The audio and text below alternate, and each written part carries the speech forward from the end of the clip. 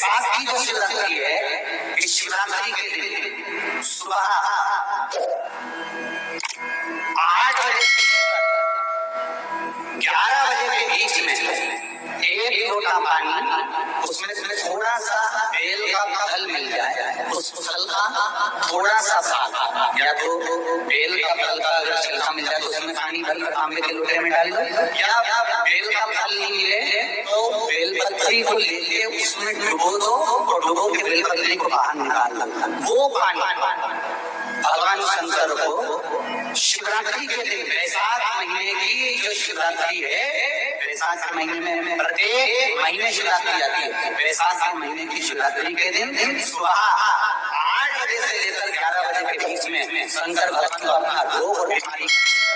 शंकर भगवान को जल समर्पित कर जाओ, बाबा पर विश्वास होकर चढ़ाना, भगवान शिव की सुबह के समय जाता है। और अगर बेलपत्री का पानी नहीं मिले तो मिट्टी के पात्र का पानी, आपको कथा में कहा है, मिट्टी के पात्र का पानी वो भी शंकर भगवान को समर्पित कर सकते। जल बैसाख के महीने में शंकर पर शीतल जल समर्पित कर देने से शरीर के रोग समाप्त हो जाते हैं और रोग शीतल जल।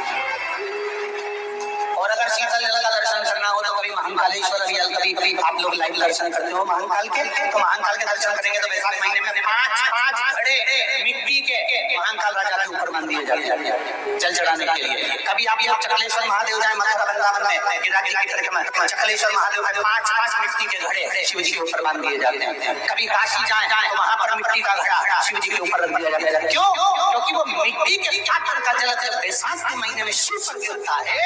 तो जो उस जल को समर्पित करता है वो रोग से मुक्त हो जाता है, बड़ी बीमारी में घिरता नहीं। जयंत ब्राह्मण के मुख से श्रवण कर लिया था कि बैसाख महीने में अगर शिवरात्रि पड़े और उस शिवरात्रि पर एक कलश का पात्र, लोटा तांबे का या मिट्टी में रखा हुआ जल पात्र में लेकर एक बेलपत्र का छोटा सा भाग उसमें छुआया हुआ, और फिर निवेदन कर रहा हूं अगर बेलपत्र उस दिन नहीं मिले तो पात्र लेकर चले जाना मंदिर में। मंदिर में शंकर जी पे तो बेलपत्र चढ़ी होगी ना, अरे बोलो तो जरा, चढ़ी होगी ना। उसी बेलपत्र को धोकर फिर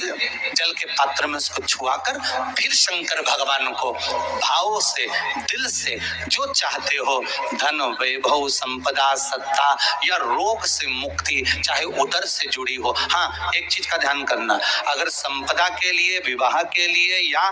विद्या के लिए या अन्य चीजों के लिए आप शिव जी को जल चढ़ा रहे हो तो उसके जल को उठाकर नहीं लाना है। और अगर रोग के लिए जल चढ़ा रहे हो कि मुझे ये तकलीफ है, घर में ये बीमारी चल रही है या रोग चल रहा है, या किडनी का या लीवर का या कैंसर का या ब्लड प्रेशर का, तो जो जल तुमने समर्पित करा उसको लेकर आकर आचमन भी करना। कौन से दिन? जम के बोलो जरा। शिवरात्रि शंकर कह रहे हैं, माँ उमा से, माँ पार्वती से, मेरा महेश से, मेरा बाबा भोलेनाथ, मेरा बाबा विश्वनाथ, मेरा त्रिकालदर्शी कैलाशी अविनाशी कह रहा है कि हे पार्वती,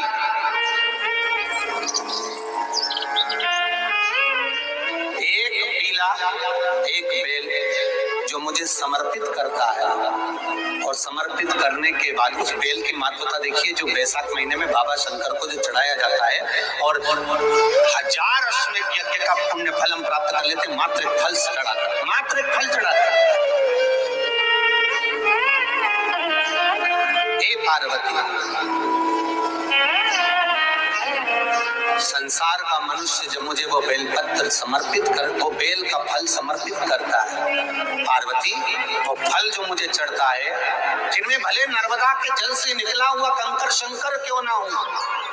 फिर चाहे मैं गंगा के जल से निकला हुआ कंकर शंकर क्यों ना हूं, चाहे फिर मैं यमुना के जल से निकला हुआ कंकर शंकर क्यों ना हूं, चाहे मैं सरयू के जल से निकला हुआ कंकर शंकर क्यों ना हूं, चाहे मंदाकिनी के जल से निकला हुआ कंकर शंकर क्यों ना हूं, हे पार्वती, फिर जो भी शिवलिंग पर वो बेल समर्पित होता होता है वो बेल उठाकर जीव अपने कार्य में ले सकता है। ये माँ उमा से कर, तो उस बेल की महत्वता जानेंगे। अब अपन उस बेल को जानने के लिए वापिस स्कंद पुराण में चले, तो स्कंद पुराण में लिखा हुआ है कि जो बेल बैसाख के महीने में शंकर को चढ़ाया जाता है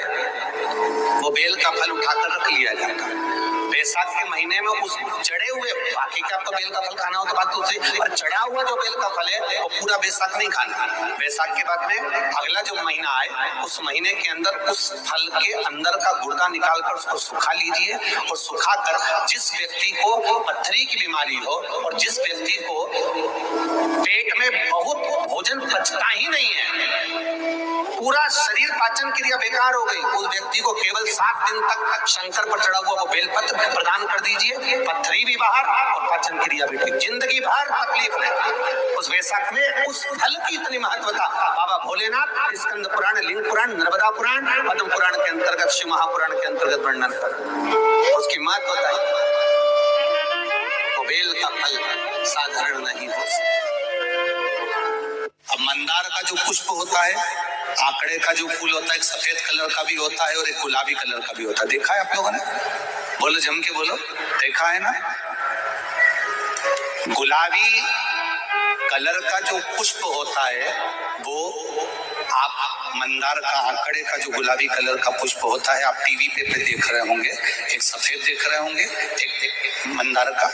गुलाबी फूल, नीला कलर का फूल देख रहे होंगे। जो नीला कलर का जो पुष्प होता है, गुलाबी कलर का जो आंकड़े का फूल होता है, प्रयास करना जब किसी विषम परिस्थिति में फंस गए, विषम परिस्थिति, जब आपको लग रहा है कि मुझे बहुत भय लग रहा है, कुछ बुरा होने वाला, आपको लग रहा है आज मेरी उल्टी आंख बहुत फड़क रही है, कुछ गड़बड़ होने वाला, आपको लग रहा है मेरी सीधी आंख फड़क रही है, कुछ गड़बड़ होने वाला, तब केवल वो नीला जो गुलाबी पुष्प है मंदार का,